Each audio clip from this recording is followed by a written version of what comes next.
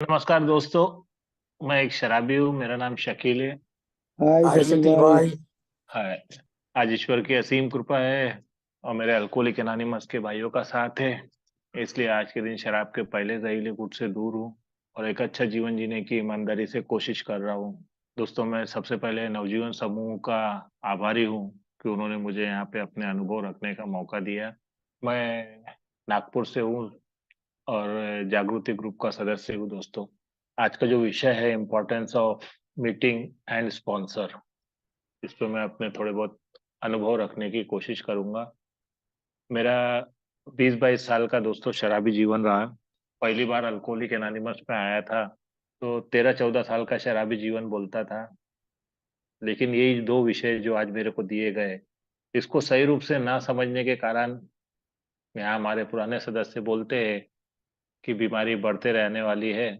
और वो मेरा जो 13-14 साल का शराबी जीवन था 20-22 साल तक चला गया। कंपनी में नौकरी लगने के बाद मेरे जीवन में शराब आई थी। पहली बार शराब पिया था तो 4 घंटे बातचीत करके विचार विमर्श करके कौन सी पीना कहाँ से लाना ये सब करके हुआ था। और पहली बार ही शराब ने मेरे जीवन पे एक अलग सा प्रभाव डाल दी थी। जो मैं नहीं कर पाया सकता था वो करने की हिम्मत मेरे को दे दी थी और धीरे धीरे मैं वो शराब का सहारा लेके अपने जीवन में आगे बढ़ने की कोशिश करते रहा। मेरे को एक अलादीन का चिराग मिल गया था जिसको घस के मैं अपने मन लायक कुछ भी काम करने की कैपेसिटी मेरे अंदर आ जाती थी। जो काम मैं नहीं कर पाता थोड़ी सी शराब पीने के बाद वो काम होने लगे। और शराब ने मेरे अंदर का डर निकाल दिया था, मेरी एक हिम्मत बढ़ा दी थी। 2-3 साल के बाद ही मेरे को 19 साल की उम्र में नौकरी लगी थी, 22 साल की उम्र में मैंने पसंद से शादी भी कर लिया। और वो मेरा और जो शराब का रिश्ता था वो इतना ज्यादा बढ़ते चला गया कि शादी के 3 महीने 6 महीने के बाद ही मेरी शराब अंधाधुंध बढ़ना चालू हो गई। और मेरे घर में उसको लेके लड़ाई झगड़े और उठापटक चालू हो गई थी। शादी के 2 साल के बाद मेरी माँ ने मेरे को घर से भी बाहर कर दिए थे। भाई तू अपने बीवी बच्चों को ले और अपना देखते बैठ, हमारे घर में ये रोज रोज के लड़ाई झगड़े नहीं होना। और वो शादी के 2-3 साल के बाद से ही मेरी और शराब छुड़वाने की मेरी कोशिशें चालू हो गई थी। अलग अलग एक्सपेरिमेंट करना, ब्रांड बदल के बैठ देखना, जगह बदल के देखना, वो सारी चीजें मैं कर रहा था। लेकिन कोई बेनिफिट नहीं मिल रहा था। धीरे धीरे शराब अंधाधुंध बढ़ती चली गई, परिस्थिति दिन ब दिन खराब होते चल जा रही थी। कई जगह मैंने शराब छोड़ने की कोशिश किया और कई जगह मेरे परिवार वालों ने भी की है। 6 महीने मैंने साइकेट्रिक की ट्रीटमेंट भी लिया, 10 दिन उसके यहाँ पे एडमिट भी था, कई आवा बावा के तरफ जाता था। हमारे नागपुर से 60-70 किलोमीटर दूर एक गांव है। वहां पे मेरे को मालूम पड़ा, मेरे मतलब मेरी मिसेस को मालूम पड़ा कि वहां पे कोई बाबा है और वो शराब छुड़वाते हैं। मेरी मिसेस वहां लेके गई, पहले ही दिन में उनसे मिला, उनसे बातचीत किया। और पहले ही दिन बातचीत करने के बाद वहां पे 5 सोमवार जाना पड़ेगा उन्होंने बोले थे। और अगले सोमवार से मैं खुद वो बाबा के बाजू में बैठ के लोगों के नाम लिखना, कहाँ से आए क्या आए, शराब से क्या क्या बर्बादी हुई, छोड़ना चाहते हो क्या, वो सब चालू हो गया था। मैं जिस साइकेट्रिक के पास ट्रीटमेंट ले रहा था शराब छोड़ने की, वहां पे भी मैंने गोलियों के नाम देखना चालू कर दिए थे, कौन कौन सी गोलियां देते, नींद की गोली देते, खा भूख बढ़ाने की गोलियां देते, माइंड स्लो करने की गोलियां देते। वो सब मैं देख लेता था और मैंने अपने भाई के साथ मिलके खुद भी शराब छुड़वाने के लिए पेपर में ऐड देंगे, हम भी ये दवाइयाँ यूज किया करेंगे।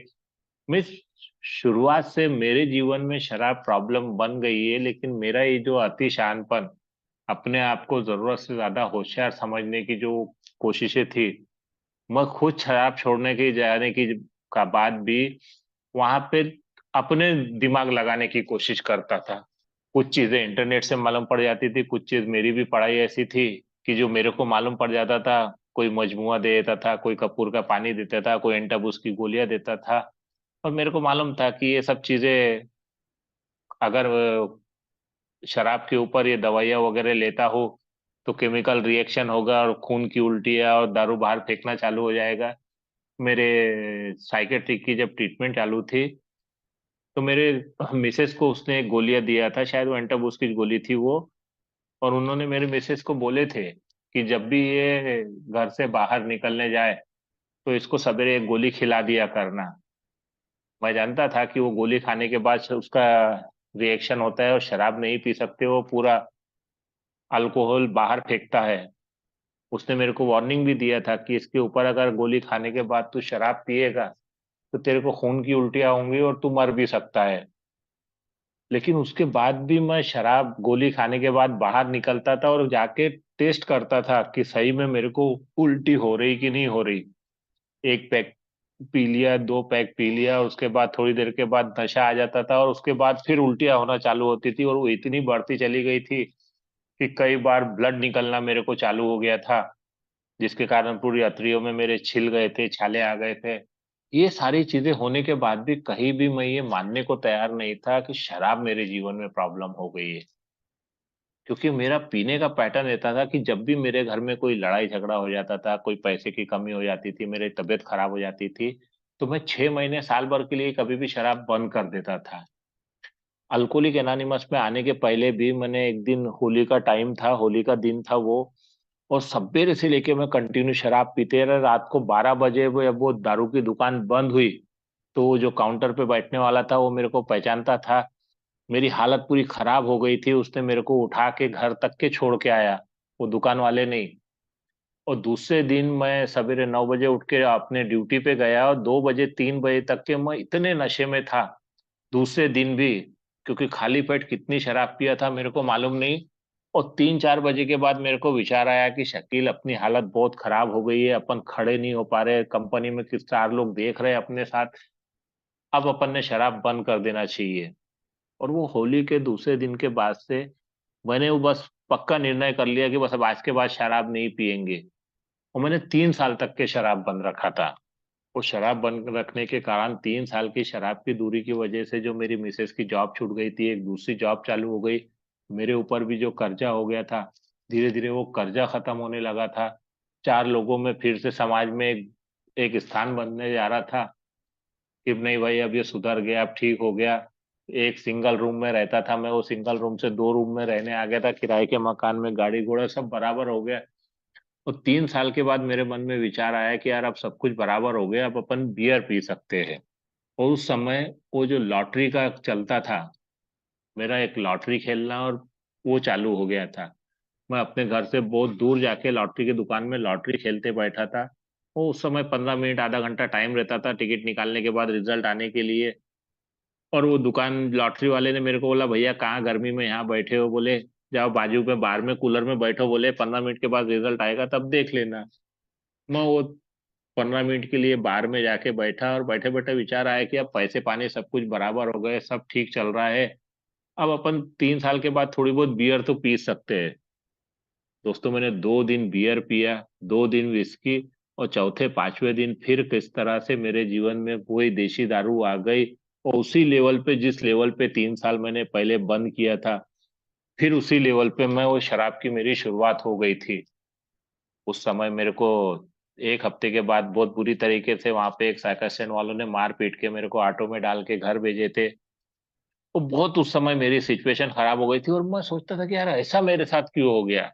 3 साल से शराब बंद करके रखा हो, सब कुछ परिस्थिति बराबर हो गई, सब ठीक हो गया, समाज में फिर से इज्जत हो गई, लोग 4 लोग अच्छा बोलने लगे, फिर ऐसा मेरे साथ क्या हो गया कि मेरे को शराब के उसी लेवल पे जाना पड़ा। आखिरी के दिनों में दोस्तों बहुत ही ज्यादा हालत खराब हो गई थी। वो दवाइयाँ और केमिकल रिएक्शन के कारण मैं अगर पानी भी पीता था तो मेरे को उल्टियां होने लगती थी। जगह जगह डॉक्टरों के चक्कर लगाते रहता था, कोई बोलता था इस तेरी अतड़ियाँ चिपक गई, कोई बोलता था लीवर पूरी तरीके से खराब हो गया है, कभी भी मरने वाला है। ना ट्रीटमेंट लेने के लिए मेरे पास पैसे थे, ना कोई मेरा ध्यान रखने वाला, क्योंकि परिवार की भी हालत पूरी खराब करके लगा था, रख चुका था, लोगों से संबंध खराब हो चुके थे। और आखिरी में मेरे को एक डॉक्टर थे, जो मेरे फैमिली डॉक्टर थे, शुरू से मेरे को जानते थे। मैं कभी उनके पास जाता नहीं था क्योंकि वो पहले की बात बोलते थे कि तू पहले दारू बंद कर, उसके बाद ही मैं तेरी ट्रीटमेंट करूंगा। आखिरी में थक हार के मैं वो डॉक्टर के पास गया। मेरे पास की वो पूरी फाइलें जमा हो गई थी अलग अलग डॉक्टरों की, उनके पास गया कि डॉक्टर साहब अब मैं मरने वाला हूँ, ये देखो क्या क्या लिख के रखा है मेरे बारे में। वो डॉक्टर साहब ने मेरी पूरी रिपोर्ट रिपोर्ट देखे और वो रिपोर्ट एक साइड में फेंक दी है उन्होंने। वो बोले तू मरेगा नहीं, बोले ये दवाइयाँ ले, बोले, और ये दवाई खाना चालू कर और अब दारू नहीं पीना। और उसके साथ साथ उन्होंने एक ए मेंबर का मेरे को नंबर दिए, ये नंबर पे फोन करना। दोस्तों मैं वो दवाखाने से उनका बोला हुआ वो शब्द कि तू मरेगा नहीं, मेरे को अंदर से बहुत भरोसा आ गया। वो दवाखाने से बाहर निकला मैं, वो दवाखाने के 5 दुकानें छोड़ के दारू की दुकान थी, पहले जाके मैंने दारू पिया। क्योंकि मेरे को ऐसा लगा कि वो डॉक्टर ने जो मेरे को भरोसा दिलाया, अब मैं मरने वाला नहीं हूँ। वो दवाई लेने के, वो डॉक्टर से मिलने के बाद भी 1 हफ्ते तक के मैं रात को 12 बजे ड्यूटी से आता था, एक नीप लेके आता था, चुपचाप दारू पीता था, खाना खाता था, सो जाता था। 1 हफ्ते के बाद मेरी मिसेस ने मेरे को बोला कि वो जो नंबर दिए है, बोले कम से कम बात तो करो, किसका है क्या है। और अब भी उस समय मेरी मिसेस की जो ट्यूनिंग थी वो चेंज हो गई थी। मेरे को ऐसा समझ में आ गया था कि अब ये मेरे को छोड़ के अपने परिवार में, अपने घर में वापस जाना चाहती है, अब ये मेरे साथ रहना नहीं चाहती। और मैंने वो नंबर पे फोन लगाया। वो नंबर मेरे घर के पास का ही नंबर था, 2 2 ढाई किलोमीटर का दूर का नंबर था। वो व्यक्ति से मैंने बात किया, उसने बताया कि यहाँ यहाँ पे मैं मिलूंगा, आप आओ। एक स्कूल का नाम बताया था उसने, आप आओ बोले। फिर मैंने उनसे पूछा भी क्या है कैसा है। और उस समय उन्होंने मेरे को पहली बार अल्कोहलिक एनोनिमस का नाम बताया कि हमारी एक मीटिंग होती है, अल्कोहलिक एनोनिमस नामक संस्था है, आप यहाँ पे आइए, मैं आपको पूरी डिटेल समझाता हूँ। मैंने गूगल पर से वो सब अल्कोहलिक एनोनिमस के बारे में जानकारी लिया। और पहली बार मैं जब अपने उस मेंबर से मिलने के लिए जा रहा था, मेरी मिसेस को मैंने साथ में लिया, हमने नए कपड़े पहने, दाढ़ी वाड़ी बनाया मैंने। 6 7 दिनों से जो थोड़ा सा लिमिट में दारू पी रहा था, तो थोड़ा सा फिजिकल हालत ठीक हो गई थी। मोबाइल वोबाइल लेके मैं गया, और मैं वो जो 2 2 ढाई किलोमीटर मेरे घर से वो मीटिंग तक के जाने का जो रास्ता था, वहां मेरी मिसेस को मैं ये समझाते हुए जा रहा था कि अल्कोहलिक एनोनिमस में क्या होता है, कैसा होता है, कैसी मीटिंग होती है। वो जो एक अति शानपन, ज्यादा की होशियारी वाला, मैं खुद पहली बार उस जगह पे जा रहा था, लेकिन मेरी मिसेस को वो समझाते हुए जा रहा था कि ये लोग किस तरह से एक व्यक्ति को दारू से दूर करते हैं। मैं वहां गया, जिस एरिया में 11 साल तक के मैं दारू पीते रहा, उसी एरिया में वो स्कूल थी।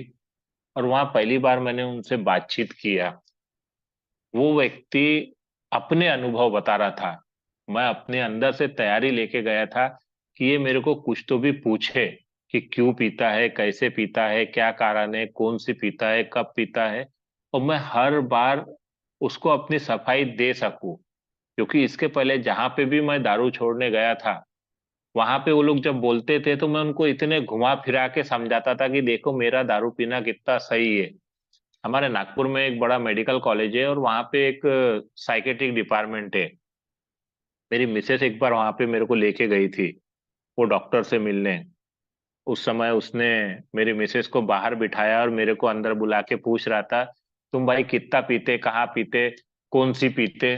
तो मैंने वो डॉक्टर को बताया था कि मैं 2 4 6 महीने में एक आध बार पीता हूँ बोले। तो वो डॉक्टर बोले, यार बोले तेरे से ज्यादा तो मैं पी लेता हूँ बोले दारू। तो मैं बोला कि मैं डॉक्टर साहब यही बात तो आप मेरे को नहीं, मेरी मिसेस को समझाओ। उसने मेरी मिसेस के भी सामने पूछा, तो हाँ यही बोले 2 4 महीने में एक आध बार पीते हैं बोले ये। तो बोले ये इतनी सी दारू छुड़वाने की क्या जरूरत है। लेकिन वो जो 2 4 6 महीने में मैं एक बार दारू पीता था, वो दारू मेरी 2 दिन 4 दिन, 1 हफ्ता, 15 दिन, महीना भर, वो कंटिन्यू मेरा सप्ताह चलता था। मेरे साथ के लोग हमेशा बोलते थे अगर 1 हफ्ते में वापस आ गया तो छोटा रिचार्ज मारा, 15 दिन के बाद मारा तो बड़ा रिचार्ज मारा। मैं हफ्ता 15 दिन सिर्फ 24 घंटे दारू पीते रहता था, और उसके बाद बंद करता था। तो वो किसी से भी बात करते समय, वहां पे भी मैं जब पहली बार वो ए के मेंबर से मिला, तो मैं रास्ते देखते बैठा था कि ये थोड़ा सा तो भी मेरे को पूछे और मैं अपने दारू पीने की सफाई दे सकूं कि मैं दारू पीता हूँ, लिमिट में पीता हूँ, मेरे को इतना कोई प्रॉब्लम नहीं है, तुम सिर्फ मेरी मिसेस को समझा दो कि ऐसा वैसा नहीं है। लेकिन वो ये मेंबर ने एक बार भी मेरे को ये नहीं पूछा कि तुम दारू पीते हो कि नहीं पीते हो। शायद वो डॉक्टर का वो पहचानता था, और वो समझ गया था कि ये डॉक्टर ने इसको भेजा है, मतलब इसको दारू की समस्या है। उसने पूरे अपने व्यक्तिगत अनुभव मेरे को बताए। और वो जो अपनी कहानी बता रहा था, वो कहानी कहीं तो भी मेरे से मिलती जुलती थी। फर्क इतना था कि वो जो बता रहा था वो मेरे बारे में मैं और मेरी मिसेस के अलावा तीसरा कोई व्यक्ति जानता नहीं था। क्योंकि मैं हर जगह घर से भगा दिए थे तो किराए से रहता था, और वो किराए वाले के मकान में लड़ाई झगड़ा चिल्ला चोट किया कि वो लोग मेरे को घर से भगा देते थे, साल 2 साल रहता था फिर एक नए एरिया में रहने चल जाता था। तो मैंने पिछला क्या किया वो किसी और को मालूम नहीं पड़ता था। और वो व्यक्ति ने आखिरी में आके एक ही बात बोली कि भाऊ बोले आज 3 साल हो गए शराब से दूर रह के एक अच्छा जीवन जी रहा हूँ। और उसकी वो एक बात मेरे को बहुत अच्छी लगी, क्योंकि मैंने शराब पीच इसलिए थी कि मैं अच्छा जीवन जी सकूं। और वो व्यक्ति ने जब मेरे को बताया कि मैं शराब से दूर रह के अच्छा जीवन जी रहा हूँ, और उसने फिर शाम में मीटिंग का एड्रेस दिया मेरे को, और मैं पहली बार उस मीटिंग में गया। उस समय जब मैं पहली बार मीटिंग में गया था, उस समय मेरी सोच यही थी कि दारू तो मेरा प्रॉब्लम नहीं है, लेकिन मेरी मिसेज जो मेरे को छोड़ के जाने वाली है, इसको ये लोग समझा दे दुनिया भर का मेरे ऊपर कर्जा हो गया है, ये कर्जा किस तरह से खत्म करे ये मेरे को बता दे। और मेरी नौकरी, जो कंपनी में मैं नौकरी करता हूँ वहां पे मैं 2-3 बार डिपार्टमेंटल इंक्वायरी हो चुकी है, एक बार सस्पेंड भी हो चुका हूँ। ये कंपनी में मेरी नौकरी बचा ले। बाकी तो मैं खुद इतना समझदार हूँ, इसके पहले भी मैंने 3 साल शराब बंद रखा था। और वही विचार लेके मैं एक ही मीटिंग में आना चालू किया। धीरे धीरे मेरी मीटिंग चालू हुई। उस समय मेरी मिसेज भी मेरे साथ में आती थी। पहली 1-2 मीटिंग के बाद ही मेरे को ये समझा कि ये एक प्रकार की बीमारी है, और जो कुछ भी हुआ है बीमारी के कारण हुआ है। तो मैं शुरू से ही पहले दिन से मेरी मिसेज को वहां पे लेके जाना चालू कर दिया था, ताकि ये चीज मेरी मिसेज को मालूम पड़ जाए कि इसने जो कुछ भी धिंगाना करके रखा, जो कुछ भी मस्ती करके रखा, ये एक बीमारी के अंदर, ये अच्छा ही आदमी है, इसका कोई प्रॉब्लम नहीं है। उसके पीछे मेरी सोच ये थी कि वो फाइनेंशियली मेरे को मदद कर दे, और मेरे कर्जा खत्म करने में, मेरे को फिर से स्टैंड होने में वो मेरी मदद करे।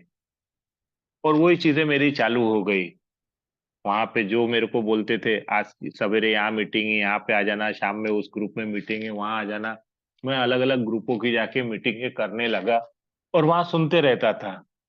लेकिन वो सुनना भी मेरे को जिसने बुलाया वो चीज को दिखाने के चक्कर में मैं मीटिंग जाता था। यहाँ पे वो जो इम्पोर्टेंस ऑफ मीटिंग है, वो चीज मेरे को समझी कि मैं कई सालों तक के मीटिंग करते रहा, लेकिन मैं मीटिंग में क्या सुनने जा रहा हूँ वो मेरी तरफ ध्यान नहीं रहता था। और 1 महीने की मीटिंग के बाद मेरे को एक ग्रुप में डिसीज शेयर करने का मौका मिला, और मैंने वहां पे 3 महीने के बाद पहली बार डिसीज शेयर किया। और वो डिसीज मीटिंग खत्म होने के बाहर आने के बाद मेरे से पहले आए हुए सदस्य थे, उन लोगों ने मेरी पीठ थपथपाए कि यार तूने नया नया आके बहुत अच्छी तरीके से बीमारी को शेयर किया अपने अनुभव के माध्यम से। वो मेरे को मालूम नहीं था कि वो लोग एक नए लोगों का हौसला बढ़ाते हैं कि इसी तरह बीमारी को समझने की कोशिश करते रहे। उस समय मेरी सोच ये हुई कि नहीं यार, अब अपने को बीमारी समझ गई है, अब अपन ने इसको अच्छी तरीके से शेयर करना चाहिए।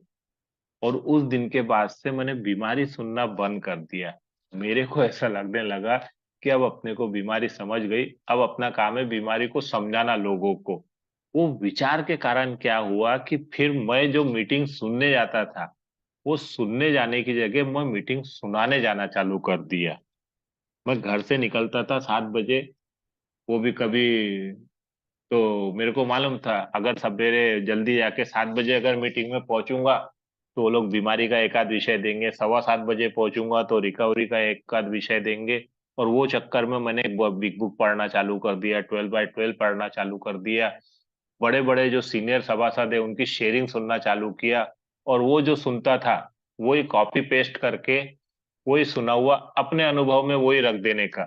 क्योंकि वो मीटिंग खत्म होने के बाद जब लोग ताली बजाते थे, वाहवाही करते थे, बहुत अच्छी शेयरिंग किया, बहुत अच्छी शेयरिंग किया, वो मेरे को अंदर से कहीं तो भी फूले समान लग रहा था। परिणाम ये हो रहा था कि मैं मीटिंग आ क्या रहा, किस लिए रहा हूँ, ये मेरे को समझते ही नहीं था। मेरे को कई बार लोग समझाते भी थे। उसी समय में मेरे को 6 महीने, 3 महीने या 6 महीने हुए होंगे, मेरे को स्पॉन्सर के बारे में मालूम पड़ा कि एक व्यक्ति को तो अपन ने स्पॉन्सर बनाना चाहिए। एक व्यक्ति की मेरे को शेयरिंग अच्छी लगी, और मैंने उनके साथ बात किया, और वो व्यक्ति को मैंने अपने स्पॉन्सर बनाया। लेकिन वो सिर्फ एक दिखावे के लिए स्पॉन्सरशिप का काम था। यहाँ पे बताया जाता कि अपन अगर किसी को स्पॉन्सर बना रहे हैं तो उससे बात करना, उससे अपने अनुभव के बारे में पूछताछ करना, वो चीज मेरे को मालूम नहीं थी। हमारे नागपुर के एक ऑल टाइमर, उन्होंने बहुत अच्छी वो चीज बोले थे मेरे को। हम ट्रॉफी स्पॉन्सर बनाते हैं बोले, लोगों को दिखाने के लिए। किसी ने पूछा कि तेरा स्पॉन्सर है क्या, तो हाँ मैं बता सकूं, वो देखो वो मेरा स्पॉन्सर है। और वैसे ही था। उस समय वो स्पॉन्सर ने मेरे को काफी कुछ समझाने की कोशिश की, काफी कुछ बताने की कोशिश की। लेकिन वो जो मेरी सोच थी कि मेरे को दारू का प्रॉब्लम नहीं है, मैं थोड़ा सा अलग हूँ, वो सोच के चक्कर में मैंने कभी भी वो चीज को एक्सेप्ट नहीं कर पाया। परिणाम ये हुआ कि मैं कई सालों तक मीटिंग से जुड़ा रहा, लेकिन सिर्फ हमेशा दिखावे के लिए। कई बार तो मीटिंग में आने के बाद मेरे को मालूम पड़ा कि यहाँ पे कोई टाइम लिमिट नहीं है। कोई 7 बजे आए, 7:30 बजे आए, पौने 8 बजे आए, कोई कभी भी आओ, तुमको कोई बोलने वाला नहीं है। और मैंने वो चीज का फायदा लेना चालू कर दिया। घर से 7, 7:30, 8 बजे निकलने का, मीटिंग खत्म होने के बाद बाहर लोग मिलते थे, और उनके बाद लगे तो 8 बजे से लेके 10 बजे, 11 बजे तक के वो बातें करते बैठने का। मीटिंग में क्या समझना है, क्यों समझना है, यहाँ पे उसके बारे में जो जो बताया जाता था। एक मेंबर ने मेरे को बोला था कि जहाँ दो लोग, दो ए मेंबर मिलके बात कर लिए, वो एक ही मीटिंग ही होती है।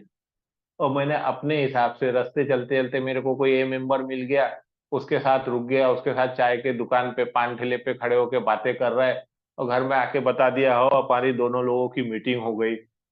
मीटिंग के लिए कहीं बाहर जाना है, कोई वर्कशॉप में जा रहा है, कोई एनिवर्सरी है, कोई छुट्टी लेके, वो मेरा चालू हो गया।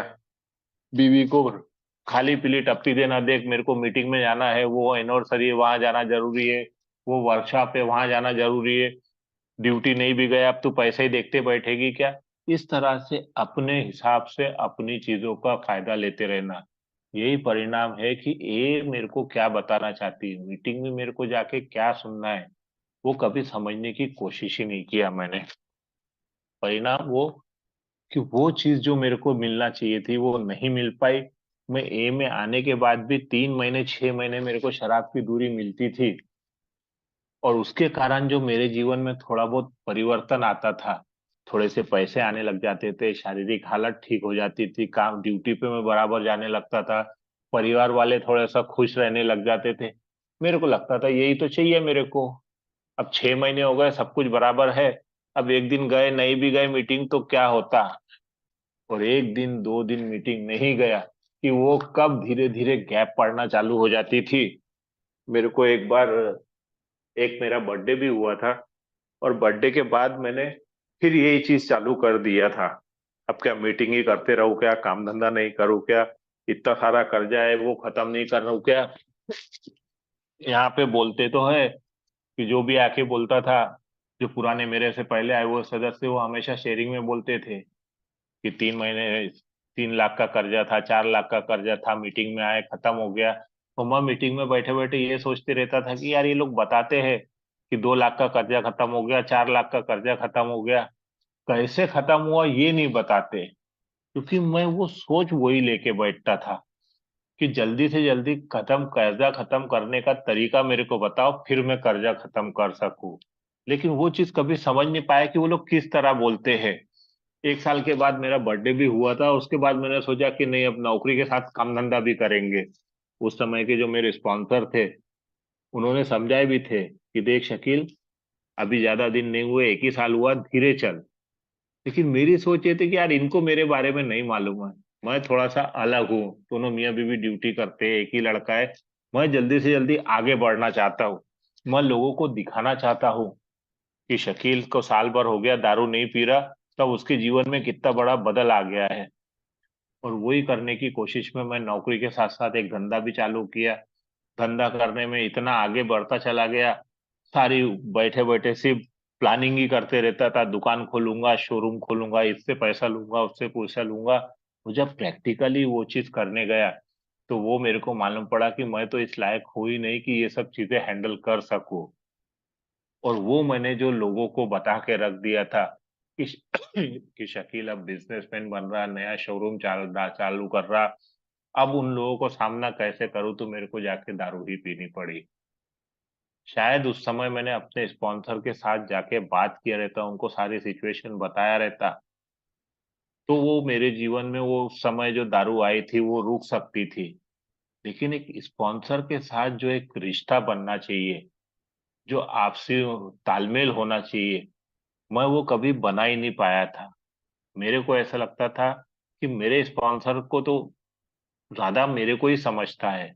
मेरे स्पॉन्सर खुद मेरे को एक एक विषय के बारे में पूछते रहते, एक एक प्रोग्राम के बारे में, 12 कदम के बारे में पूछते रहते। तो अब उनसे क्या जाके बात करूं, उनसे ज्यादा तो मेरे को ही समझता है, मैं अपनी जिंदगी ज्यादा अच्छी तरीके से चला सकता हूँ। लेकिन आखिरी में दोस्तों, जो एक दिन मेरे जीवन में आया, 9.5 सालों तक के अंदर बाहर करने के बाद भी आखिरी में परिस्थिति इतनी खराब होती चली गई कि अल्कोहलिक एनोनिमस में पहली बार आया था तो अल्सर की बीमारी लेके आया था, बाद में टीबी हो गई, सेंटर में एडमिट होना पड़ा, अपने ही बनाए हुए घर में खुद सुसाइड करने की नौबत आ गई थी। बार बार एक्सीडेंट हो रहे, गिर रहे, पड़ रहे, पूरी परिस्थिति, मानसिकता खराब हो गई थी। और आखिरी में जो सबसे बड़ा मेरे साथ हुआ, मेरे लड़के ने मेरे को मारा था। वो इंसिडेंस के बाद तो मैं पूरी तरीके से टूट गया। और वो जो अल्कोहलिक एनोनिमस बोलती कि एक्सेप्टेंस, उस समय मेरे को वो एक डिसीजन लेना पड़ा कि शकील, या तो तूने मर जाना चाहिए, या तो अल्कोहलिक एनोनिमस क्या बोलती वहां पे वो सुनना चालू कर। एक कहीं तो भी मन में एक छोटा सा विश्वास बैठा हुआ था कि ए में आने के पहले भी इतनी सारी कोशिशें करने के बाद मेरे जीवन में परिवर्तन नहीं आया, लेकिन अल्कोहलिक एनोनिमस में आने के बाद वो परिवर्तन का एक छोटा सा रूप मेरे को देखने को मिला था। तो एक छोटा सा विश्वास अंदर ही अंदर कहीं तो भी दबा हुआ था कि मेरे जीवन में अगर परिवर्तन आ सकता है तो वो सिर्फ अल्कोहलिक एनोनिमस की मीटिंग से। और करीब 9.5 सालों तक के अंदर बाहर होने के बाद पहली बार मैं ईमानदारी से मीटिंग करने के लिए गया। अंदर से पूरा डर भरा हुआ था, जाऊंगा, लोग क्या बोलेंगे, कैसा बोलेंगे, या कोई अच्छा बोलता बुरा बोलता। और उस समय जो मेरा एक दोस्त था, विशाल, नागपुर का एक मेरा दोस्त है विशाल, उसको मैं जब भी फोन करता था, वो हर बार मेरे को गालियां बकता था कि तू आता नहीं, ये नहीं करता। वो चाहता था मेरे को, उसको लगता था कि इसने मीटिंग में आना चाहिए था। उस दिन मैं अपने कंपनी से उसको फोन लगाया। उस दिन मालूम नहीं उसको क्या हुआ, उसने बहुत प्यार से बात किया, बोला मेरे दोस्त क्या कर रहा, बोले। मैंने फोन किया, मतलब भाई मेरे को मीटिंग में आना है, मेरे को मीटिंग में लेके चलेगा क्या? तो हवा आजा, बोले। और मैं उसके वहां पे आया, उसके दुकान के पास मैं अपने कंपनी की बस से उतरा और उसके साथ पहली बार मैं मीटिंग गया। और उस दिन मीटिंग में जाने के बाद पहली बार जो बोलते ना, वो रिसीवर मोड में था। पहली बार मैं वो सुनने जाना चालू किया कि ये लोग बताना क्या चाहते हैं। वो पर्सनल शेयरिंग, वो व्यक्तिगत अनुभव, वो बीमारी के पार्ट शेयर हुए, वो रिकवरी के पार्ट शेयर, और मैं बैठे बैठे सुन रहा था कि यार यही सब चीजें तो मेरे साथ हो रही थी। क्या इसके पहले मैंने सुना नहीं था क्या? वो कई बार वो शेयरिंग मीटिंगें अटेंड किया, वही शेयरर थे, उन्हीं के अनुभव कई बार सुनने के बाद भी। लेकिन उस समय मीटिंग में बैठ के मैं व्हाट्सएप के मैसेज चेक करते रहता था, फेसबुक करते रहता था, मीटिंग में बैठ के मैं गेम खेलते रहता था। यही चलता था, आगे वाला क्या बोल रहा उसके तरफ मेरा कभी ध्यान ही नहीं रहता था। पहली बार ईमानदारी से बैठ के सुनना चालू किया। दोस्तों, उस समय की सिचुएशन मेरी ऐसी थी कि मेरे को मीटिंग में जाने के लिए डर लगता था, जब तक कोई साथ में ना मिले। मेरी मीटिंग में गया भी तो मैं 7 बजे के बाद, मीटिंग चालू होने के बाद मीटिंग में जाता था, और जैसे ही मीटिंग खत्म हुई जल्दी से निकल के भाग जाता था। लेकिन वही जाने अनजाने में धीरे धीरे धीरे धीरे मीटिंग में मेरा जाना चालू हुआ, और वो ईमानदारी से वो सुनना चालू हुआ। और जब वो सुनना चालू किया मैंने, तब जीवन में पहली बार मेरे को ये समझा कि 9.5 सालों तक शकील, इस मीटिंग में आने के बाद यही तेरी प्रॉब्लम वो लोग बता रहे हो, तेरे को मालूम तक नहीं था। तब मेरे को वो इम्पोर्टेंस समझा कि क्यों बोला जाता है more meeting more chance, no meeting no chance. मैं जितनी ज्यादा मीटिंगें अटेंड करूंगा, जितनी ज्यादा मीटिंगों से जुड़ूंगा, मैं वो सुनना चालू करूंगा। सबसे पहले तो मैं वो जो ओपन माइंड, ईमानदारी से मैं मीटिंग में जाके बैठूं, वहां पे मैं बीमार हूं, मेरे को उस बीमारी का वहां पे इलाज होने वाला है, मैं खुले मन से सुनूं तो मैं आगे वाले को, जैसे ही किसी को शेयरिंग मिलती थी तो शेयरिंग के पहले ही मैं उसका डिसाइड कर लेता, अरे ये ऐसा क्या बताएगा, ये तो मेरे से ज्यादा पढ़ा लिखा भी नहीं है, इसको तो ज्यादा कुछ समझता भी नहीं है, इसको तो कौन सा विषय दे दिए। मैं मीटिंग में बैठे बैठे पूरे मीटिंग की इन्वेंट्री लेते रहता था। चेयरमैन ऐसा बोलता क्या, ऐसा बोलना चाहिए क्या, वो शेयरर को कौन सा विषय किसको दे रहा, उसको तो समझता नहीं, ये विषय क्यों दे दे रहा हूँ। मतलब मैं खुद बीमार हूँ, मैं खुद ठीक होने जा रहा हूँ कि मैं दूसरों को ही ढूंढते रहता था। वो ईमानदारी से सुनना चालू किया मैंने कि यार ये लोग बोलना चालू क्या चाहते हैं। और जब वो धीरे धीरे चालू हुआ, तो वो बोलते ना, मीटिंग में चमत्कार होता है। 3 महीने के बाद एक बर्थडे अटेंड किया मैंने, और वो बर्थडे में एक विषय सुन रहा था मैं, माई विल और गॉड्स विल। और वो विषय सुनते समय अंदर ही अंदर मन में एक, मतलब रोना मेरे को आ रहा था, ऊपर वाले से प्रार्थना चल रही थी कि ईश्वर, हर किसी का तू अच्छा कर रहा है, मेरी क्या गलती है, मेरे से क्या गलती हुई। और वो विषय सुनने के बाद मेरे साथ के व्यक्ति का वो बर्थडे था, और मैं जल्दी उस मीटिंग से भाग नहीं पाया। और वहां एक मेंबर मिले मेरे को, और वो मेंबर ने मेरे को ऐसे ही पूछे कि शकील, अब कितने दिन हो गए तेरे को। मैं बोला, भाऊ 90 दिन हो गए। 3 महीने के करीब मेरे को उस समय फिर से हो गए थे। बोले अब तो भी प्रोग्राम पे ध्यान दे। और उस समय मेरे को फिर एक ठेस पहुंची कि यार इतने सालों से मैं आ रहा हूँ, ऐसा क्या प्रोग्राम है जो मेरे को मालूम नहीं है। मैं वो व्यक्ति का पीछा करना चालू किया, मैं उनसे बात करना चालू किया। और तब मेरे को उन्होंने बताया कि तूने स्पॉन्सर किया है क्या। बोला हाँ, मैंने स्पॉन्सर किया हूँ। तो स्पॉन्सर के साथ बैठ के कभी कदमों पे बात किया है क्या। और वो चीज तो मैंने कभी किया ही नहीं था। मैं एमए आने के बाद हर किसी की शेयरिंग में सुनता था कि 12 कदम लेना चाहिए, ये कदम ऐसा लिए, वो कदम ऐसा लिए, और मैं बैठे बैठे सोचते रहता था कि यार कदम लेना ये तो बताते, कैसे लेना ये तो कोई नहीं बताता। और वो कैसे लेना ये मेरे को भी नहीं मालूम था। इसलिए जब मेरे को शेयरिंग का मौका मिलता था तो मैं भी बोल देता, हाँ मैंने चौथा कदम लिया, पांचवा लिया, आठवां लिया, 10वां लिया। लेकिन क्या लिया और किस तरह से किया, ये तो मेरे को मालूम ही नहीं था। और वहां उस व्यक्ति के साथ मिलके मैंने कदमों को समझना चालू किया। तब मेरे को जो अल्कोहलिक एनोनिमस, जो हमारे इसका एक दूसरा पार्ट बोला विषय का, स्पॉन्सरशिप, जिस व्यक्ति ने मेरे को पहली बार मिला था, जिसने ए का स्ट्रक्चर वो बताया था मेरे को, वो मेरा इनिशियल स्पॉन्सर था। वो उसने मेरे को कुछ दिन घुमाया। और उसके बाद मेरे को ने, जब मेरे को एक व्यक्ति लगा कि जिसका रहन सहन, जिसके हाव भाव, जिसका बोलचाल मेरे को अट्रैक्टिव लगा, मैंने उसको अपना स्पॉन्सर बना लिया था। वो मेरा एक प्रोग्राम स्पॉन्सर हो गया था। लेकिन 3 महीने, 3 साल या 4 साल के बाद वो मेरा जो स्पॉन्सर थे उन्होंने मीटिंग में आना बंद कर दिए।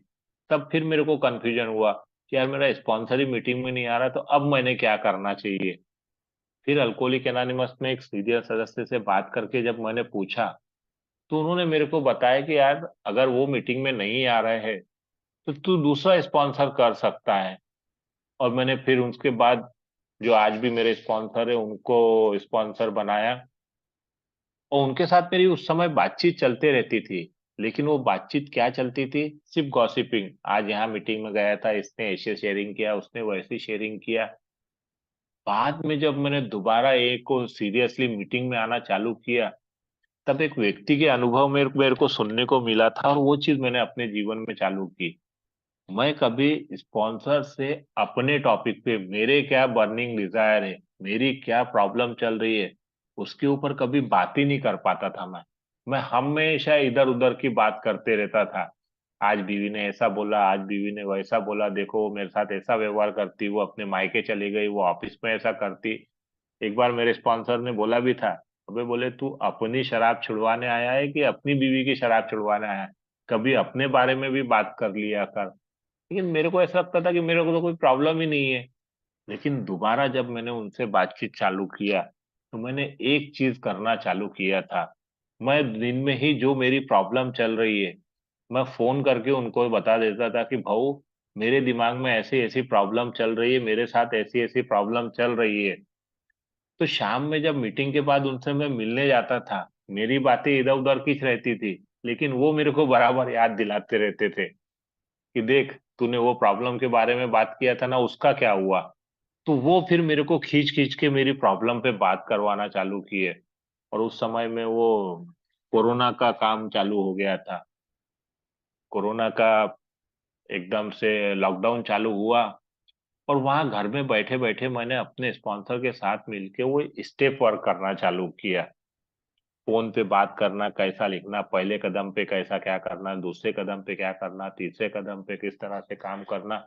ये मेरी उनके ऊपर बातचीत। फिर वो वहां पे किताब लेके बैठते थे, मैं अपने घर में, और हम दोनों फोन पे वो बिग बुक और बाकी किताबों पे चर्चा करते थे। 3 महीने 2 महीने के बाद जब लॉकडाउन खुलना चालू हुआ, तो फिर वहां पे मैंने अपना चौथा कदम भी लिखा था। उसके ऊपर उनके साथ चर्चा करना, उनके वो निकालना, उनके साथ मिलके किस तरह से कदम लेके जाते हैं। सबसे ज्यादा इम्पोर्टेंस जो एक स्पॉन्सर का बोल मेरे को जीवन में महसूस हुआ, कि मैं वो सिर्फ ट्रॉफी स्पॉन्सर या उधर उधर की बात करने के लिए नहीं, मैंने कदमों पे काम करने के लिए मेरे स्पॉन्सर की बहुत जरूरत रहती है। और मैंने दोस्तों उनके साथ मिलके उस समय वो उनके घर में जाता था, 2 घंटे 3 घंटे के लिए लॉकडाउन खुलता था, और मैं उनसे मिलने के लिए जाता था। वो बाहर एक साइड बैठते थे टेबल लेके, और वो टेबल पे उनकी big book, 12x12, daily reflection, as Bill sees it, सारी किताबें उनके पास पड़ी रहती थी। और फिर हम दोनों मिलके वो कदम के बारे में किस किस जगह के क्या लिखा है, वो मेरे जीवन में किस तरह से काम करा, क्या मेरी प्रॉब्लम्स है, क्या मेरे को उसके ऊपर सॉल्यूशन निकालना पड़ेगा, वो दोनों हम बैठ के कई देर तक के 2-2 3-3 घंटे बैठ के उस पर चर्चा करते थे। उसके बाद जो निकल के आता था, धीरे धीरे वो चीजें जब समझना चालू हुई, तो जीवन में वो परिवर्तन आना चालू हुआ। जब लॉकडाउन लगा, तब वो फिजिकल मीटिंग की कितना इम्पोर्टेंस है वो मेरे को समझा। इसलिए मीटिंग मेरे लिए कितनी जरूरी है, इसलिए लॉकडाउन के टाइम में हमारे ग्रुप में, वो उस समय जो हमारा नागपुर का संजीवनी ग्रुप है, उन्होंने मेरे को एक मीटिंग ऑर्गेनाइज करने का मौका दिए। और करीब साल 1.5 साल तक के मैंने ऑनलाइन मीटिंग में खुद होस्ट करता था। हम ब्लू जीन्स पे मीटिंग लेते थे संजीवनी समूह के नाम पे। वो मीटिंग मैं खुद लेता था, इसलिए जो भी विषय निकालना है, जो भी शेरर बुलाना है, वो मेरे को चांस मिल जाता था। कि मेरे जीवन में जो प्रॉब्लम चल रही है, मेरे साथ जो प्रॉब्लम है, मेरी विचारों में जो प्रॉब्लम है, उससे रिलेटेड विषय निकालने का, उसी तरीके से शेरर को इनवाइट करने का। और मैं खुद वो मीटिंग लेता था, इसलिए मेरे को बहुत ध्यान से सुनने का मौका मिल जाता था वो मीटिंग।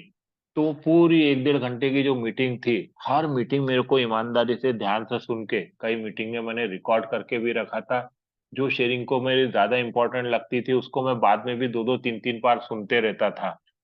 तो वो इम्पोर्टेंस और मीटिंग का जो बेनिफिट है, वो कहीं तो भी मेरे को मिलना चालू किया। मेरी मिसेस हमेशा बोलती है कि वो लॉकडाउन के टाइम में सारी दुनिया को लगता था कि बहुत बुरा समय आया, लेकिन पहली बार ऐसा है कि वो लॉकडाउन में जब सारी दुनिया परेशान थी, तो हमारा परिवार खुश था। कि क्योंकि वो परिवर्तन, जो चीजों पे मैं मीटिंग ध्यान से सुनना, स्टेप पर करना, स्पॉन्सर से बातचीत करना, ये चीजों के कारण जो मेरे व्यवहार में, विचारों में बदल आ रहा था, वो मेरे परिवार में धीरे धीरे दिखना चालू किया। और मैंने हर छोटी चीज, छोटी छोटी बात पे, क्योंकि 9.5 साल जो इतनी बुरी परिस्थिति में गए थे, तो मेरे को स्टैंड होने के लिए अपने आप को बहुत ही एक लाइन पे बांधना जरूरी हो गया था। और उस समय मेरे स्पॉन्सर ने एक चीज बोली थी कि 3 लोगों को पकड़ के सिर्फ उनका सुनना चालू कर। तेरे ऑफिस के काम के लिए तेरा बॉस, तेरे घर की चीजों के लिए तेरी मिसेज, और एक ही चीजों के लिए तेरे स्पॉन्सर। ये तीनों को हायर पावर मान के उनके हिसाब से चलना चालू कर। और जब मैंने वो चीजें चलना चालू किया, शुरू में मेरे को बहुत बोला, जब प्रॉब्लम आती थी, मेरे को लगता था कि यार ये लोग ऐसा बोल रहे हैं, मैं तो वो तरीके से ज्यादा अच्छे से कर सकता हूँ। लेकिन वो डिसीजन ले लिया था कि नहीं, अब ये 3 लोग जो बोलेंगे उसी हिसाब से करूंगा। तो धीरे धीरे उनकी बात सुनने के कारण मेरे ऊपर जो हमेशा एक डर का वो बना रहता था, वो डर खत्म हो गया। मेरे को ऐसा लगा उन्होंने इतना बोल दिया ना, अपन ने उतना ही करने का। कंपनी में जाने के बाद जितना काम बताया गया उतना कर दो और अपना चुपचाप बैठे रहो। घर के मामले में मेरी मिसेज जो डिसीजन ले रही वो चीजों में उसको सपोर्ट कर दो और ठीक हो जाता। ए के मामले में स्पॉन्सर ने जितने इतना काम करने के पहले कदम के ऊपर ये लिखने को बोला, दूसरे कदम के ऊपर इस तरह से काम करने को बोला, तो बस उतना ही कर देने का और खत्म कर देने का। और ये चीजें जब करना चालू किया तो धीरे धीरे जीवन में जो परिवर्तन हो रहा था वो कहीं तो भी समझा कि अल्कोहलिक एनोनिमस जो मेरे को देना चाहती है, शराब से दूर रह के एक अच्छा जीवन, उसकी झलक धीरे धीरे मेरे जीवन में दिखना चालू हो गई। दोस्तों, आगे वो चीजें समझने के बाद जब मैं आगे स्टेप वर्क पे आगे करना चालू किया, तब वो जो हायर पावर की संकल्पना थी, तब मेरे को वो चीज समझी कि ये तीन लोग ईश्वर की संपन्न संकल्पना जो अल्कोहलिक एनोनिमस बोलती है, गॉड की गुड ऑर्डरली डायरेक्शन, वही वो चीजें थी। क्योंकि ये तीन लोगों को हायर पावर मान के मैंने जो जीवन की शुरुआत की थी, वो आगे जब मेरे ईश्वर से संबंध बनाना चालू किया, तब मेरे को वो चीज समझी कि मेरे स्पॉन्सर को मेरे से कोई स्वार्थ नहीं था। उसकी इच्छा यही थी कि सिर्फ इसको भी शराब की दूरी रह के एक अच्छा जीवन ये जी सके। मेरी मिसेस के मेरे को मदद करने के पीछे कोई स्वार्थ नहीं था। उसको ऐसा लगता था कि हमारे भी परिवार में सुख शांति रहे। मेरे बॉस का, जो मेरे को हमेशा लगता था कि इसको तो कुछ समझता ही नहीं है, तो बैठ के पेमेंट लेता है, इससे ज्यादा दिमाग मेरे को है, वो बॉस का मेरे को समझा कि उसको बिठाया इसीलिए गया है कि मेरे जैसे 25 लोगों से काम करवा सके। वो मेरा काम नहीं जानता है, लेकिन वो मेरे से किस तरह से काम करवाना है, ये उसको अच्छी तरीके से मालूम है, इसलिए कंपनी ने उसको बिठा के रखा है। वो चीजें समझी कि जो हायर पावर की संकल्पना है कि ऊपर वाले का मेरे जीवन में कोई स्वार्थ नहीं, वो हर चीज मेरे को देना चाहता है, लेकिन मैं वो सही रास्ते पे चल के लेना नहीं चाहता था। तो वो जो सही राह दिखाने वाली बात है, उसकी शुरुआत मेरी मीटिंग से हुई। क्योंकि पहली बार जो हायर पावर की संकल्पना अल्कोहलिक एनोनिमस बोलती कि वो मीटिंग में मेरे से ज्यादा वो लोग थे जो शराब की दूरी हासिल कर चुके थे, और मैं वो शराब की दूरी हासिल करने के लिए लड़ना चाहता था। एक ही मीटिंग में कभी किसी को बाहर नहीं किया जाता, लेकिन मेरे ही कैरेक्टर, मेरे ही स्वभाव के कारण मैं धीरे धीरे कब वो मीटिंग से बाहर हो जाता हूँ, मेरे को मालूम नहीं पड़ता। दोस्तों, मेरा एक उदाहरण है। मैं मीटिंग में जाने के लिए बार बार मेरे जीवन में शराब वापस आती थी और मेरी मिसेज हमेशा मेरे पीछे लगती थी कि तुम मीटिंग में चलो, मीटिंग में चलो। एक दिन मैंने चिढ़ के उसको बोला कि देख, मैं मीटिंग में भी जा रहा हूँ, लेकिन किसी ने भी मेरे दारू के बारे में कुछ बोला तो दोबारा उस मीटिंग में कहीं नहीं, कभी नहीं जाऊंगा मैं। अब मैं एक ग्रुप में मीटिंग के लिए गया और मैं वो मीटिंग में जाने के बाद लोगों को ढूंढने लगा कि कोई तो भी मेरे को बोले कि सुधर जाना, ऐसा कर रहा ना वैसा कर रहा।